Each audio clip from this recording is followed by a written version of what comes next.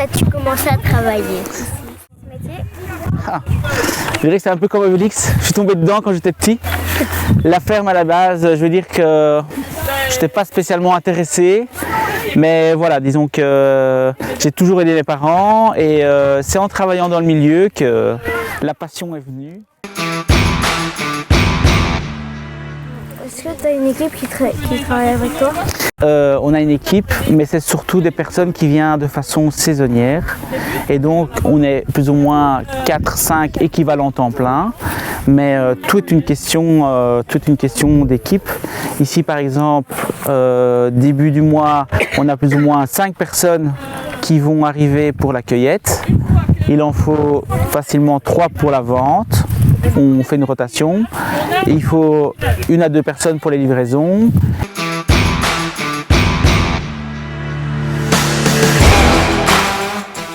Mais une journée type. Donc ce qu'il faut savoir, c'est que je commence pas comme certains agriculteurs, c'est pas comme traire les vaches. Je ne commence pas à 6 h du matin. Moi je commence à 8 h du matin. Mais par contre, je travaille quasiment tous les jours. Donc voilà. Donc j'ai mis voilà, donc 8 h je démarre, préparation du matériel, par exemple si c'est pour un montage de fraises, de tunnel de fraises, préparation du matériel.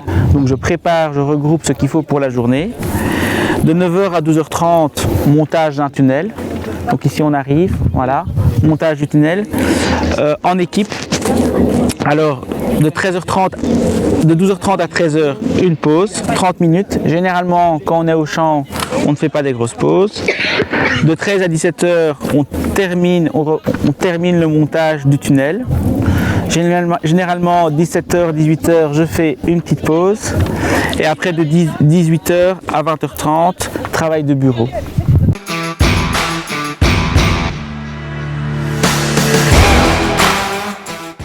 Donc le nombre de plans, ça j'avais dit 28 000 plans sur les 5 tunnels, sur ça ici. Combien dure un fraisier? En fait, la particularité quand on produit en tant que producteur de fraises, on change les plans chaque année. Mais les plans, normalement, on pourrait les garder 5-6 ans. Mais ce qui se passe, c'est que c'est comme nous quand on est jeune. Quand les plants sont jeunes et qu'ils vont porter pour la première fois, c'est là où on a le moins de fraises. Mais c'est là où il y a moins de maladies. Si on voulait garder plus d'années les fraisiers, on aurait 2 voire 3 fois plus de rendement, mais avec des plus petites fraises et des fraises beaucoup plus fragiles. Et il faudrait traiter. C'est comme voilà, quand on est très âgé, généralement on a plus de petits problèmes, plus de petits bobos, et donc il faut plus soigner les choses. Combien de saisons dure un plant de fraises? Un fraisier, on le plante le 15 août, on récolte 15 mai, 15 juin, et après c'est fini. Et la récolte, c'est quand déjà la date? Du 1er mai, on va dire ça, donc ça dure une récolte, ça dure plus ou moins 3 semaines. Mais ici, donc les premiers vont arriver début mai. Donc il y a des plants qui vont produire début mai pendant 3 semaines. Et puis c'est décalé. Donc c'est pour ça qu'il y a des tunnels qu'on monte. On ne monte pas tous les fraises en même temps pour justement un peu décaler la saison. Et alors on a 2 variétés pour justement un peu aussi allonger la saison.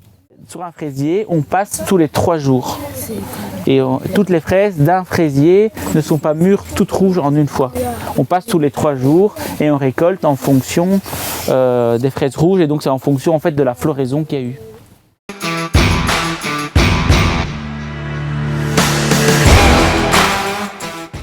Les fraisiers à l'état naturel ou les fraisiers qu'on va utiliser pour des variétés extérieures, la feuille va protéger, la feuille a pour but de protéger du vent, de la pluie, du soleil, la fraise.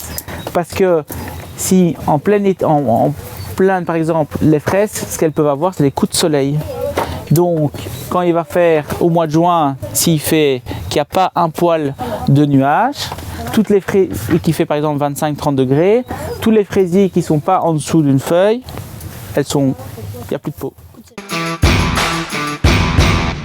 Est-ce que vous utilisez des machines ou des outils? Alors, chimiques? Alors les machines outils, il y a des machines qui sont très spécifiques, d'autres moins. On a pour tout ce qui est préparation de la terre, ça c'est comme de la grande culture. Donc ça j'emprunte à des collègues qui ont justement déjà des grosses machines, qui ont les machines et qui utilisent beaucoup plus souvent, comme c'est une petite culture. Ici c'est une petite surface, donc pour les amortir c'est plus difficile. Après par exemple pour faire la butte, ça c'est une machine spécifique qui vient aussi. Donc en fait pour les amortir, c'est des entrepreneurs. Pour les amortir, ils travaillent quasiment toute l'année ou 8 à 9 mois sur l'année pour amortir l'investissement de la machine. Donc voilà. Après, mon tracteur, moi j'ai un tracteur, tout ce qui est montage de tunnel, j'ai mon tracteur, entretien. Il y a quelques machines qui sont très spécifiques. Par exemple ici, on a un plastique qui est sur une seule longueur et donc ça, d'ailleurs il y en a peu qui ont, c'est des machines... Parce que généralement les tunnels de fraise sont beaucoup plus petits. Mais ici on a une machine et on arrive à enrouler, dérouler une longueur. Pour récupérer par exemple le plastique qui est là, on a en fait le plastique et un peu de terre qui est dessus. Et donc pour savoir récupérer toutes les bandes de plastique sur les côtés où il y a de la terre, on a une machine pour soulever spécifiquement les...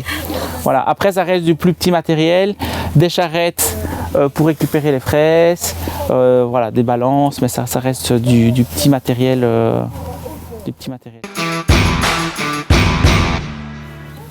De quoi ont besoin les fraises pour bien pousser? Les fraises pour bien pousser, normalement, si on veut qu'il y ait du goût, généralement, elles doivent pousser sur une terre assez pauvre. Donc c'est pour ça qu'à la base sur Épion, c'était un peu sur des terres en coteaux, des terres caillouteuses, très pauvres.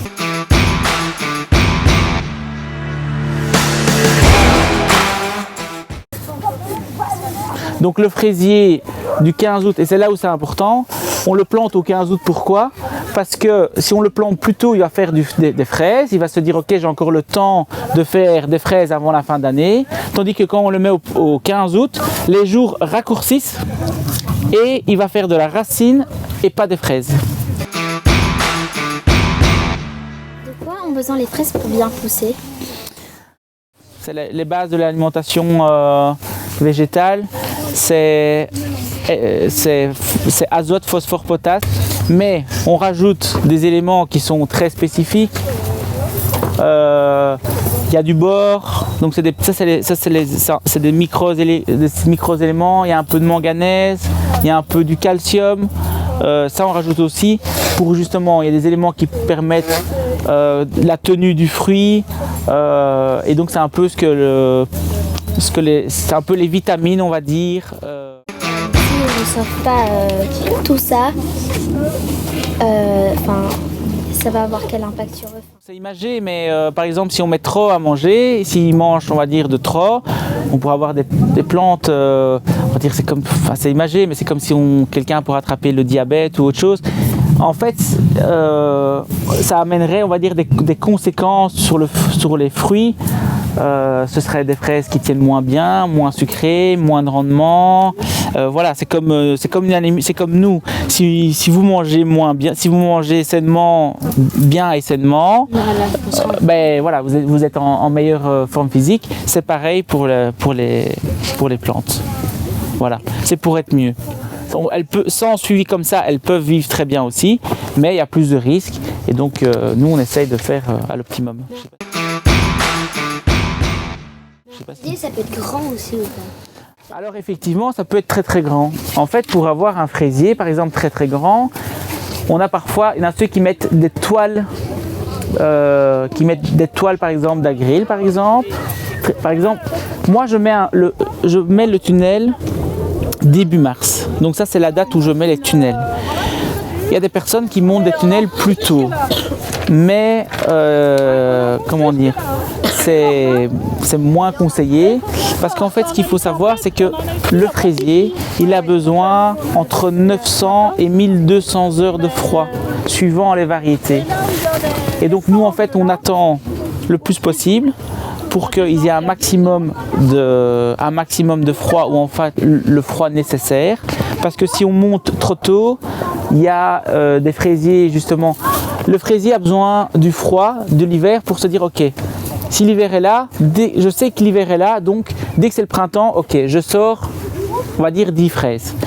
Quand il n'y a pas beaucoup d'hiver, le fraisier, au printemps, il ne sait pas si l'hiver est passé ou pas et va se dire ok, je sors que 5 fraises. Et donc la question était, je ne sais plus ce que c'était, la hauteur, voilà la hauteur. Donc si on montait des tunnels, par exemple des toiles d'agril par exemple, ou beaucoup plus tôt, on aurait des fraisiers beaucoup plus grands, beaucoup plus hauts. Mais c'est pas forcément meilleur. En Flandre ils font ça, j'ai des collègues qui font ça, ils ont des fraisiers comme des bouilles, mais ça fait beaucoup de feuilles, mais il faut faire des fruits. Est-ce que vous cultivez de différents types de fraises? Alors on utilise 2 variétés, la Flair et la Jolie. On a une variété primeur, donc c'est-à-dire qui arrive un peu plus hâtive.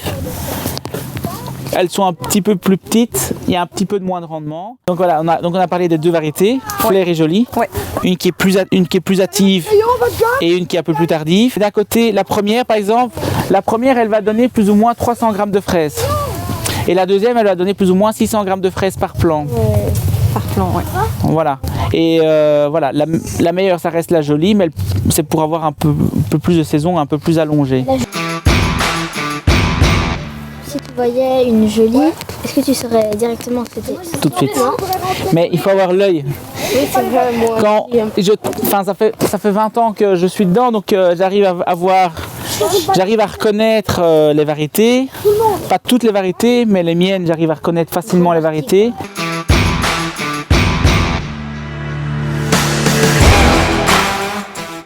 J'ai un docteur pour les fraises. D'ailleurs, il va passer normalement cet après-midi. Donc, je sais pas si on... ouais. Donc, en fait, lui, il vient surveiller. En fait, il vient de Gembloux et il vient surveiller les fraises. Et donc, s'il y a quelque chose à faire au niveau engrais ou autre, il vient voir. Et il vient tous les combien de temps alors? Il vient tous les 10 jours, plus ou moins. Tous les 10 jours.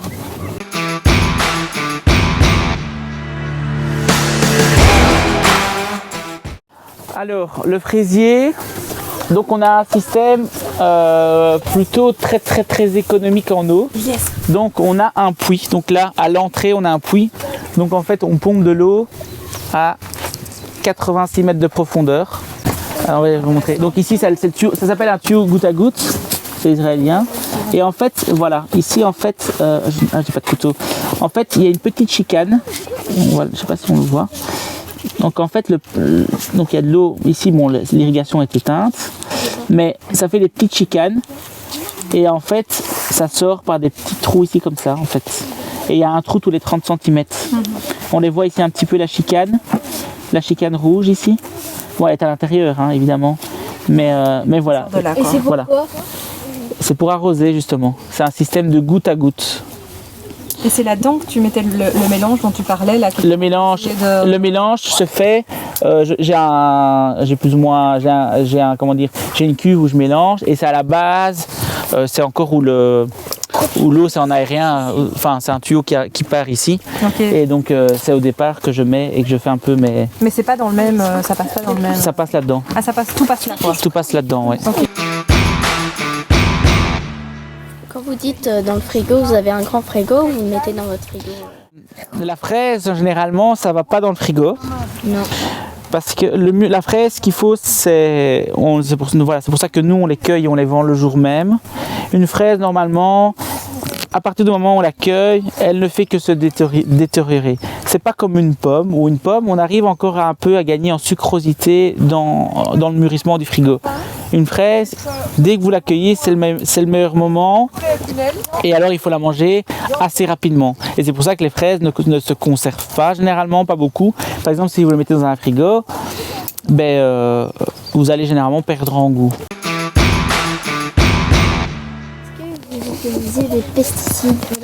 On en utilise un peu. Mais ce qu'il faut savoir, il y a plusieurs choses.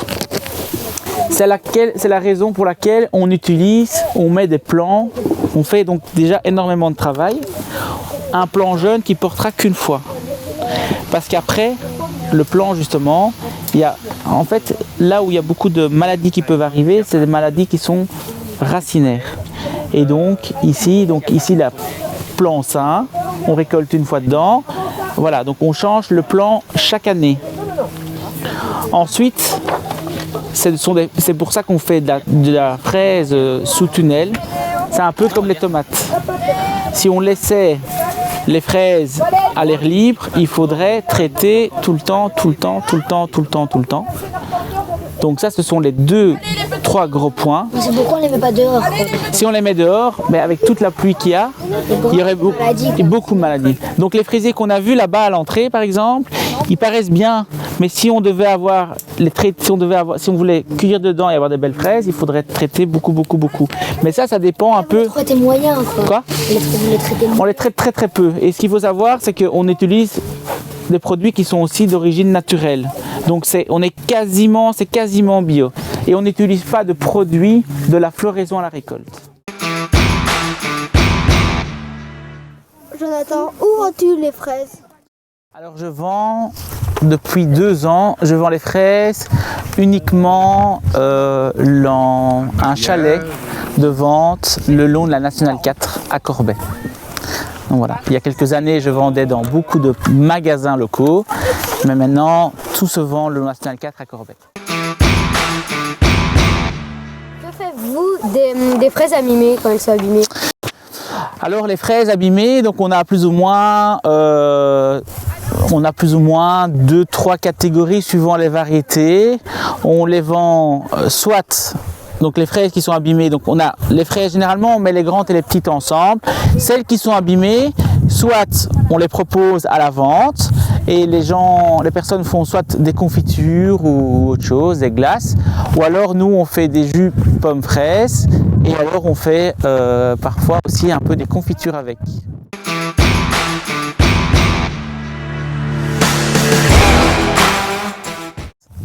Un ravier de fraises, c'est plus ou moins, on va dire, 5 €, 5,50 € en moyenne. Combien de raviers vendez sur une saison? Ici, sur cette parcelle-ci, on va plus ou moins compter 28 000 raviers sur cette parcelle-ci. Mais je vends plus ou moins 80 000 raviers de fraises.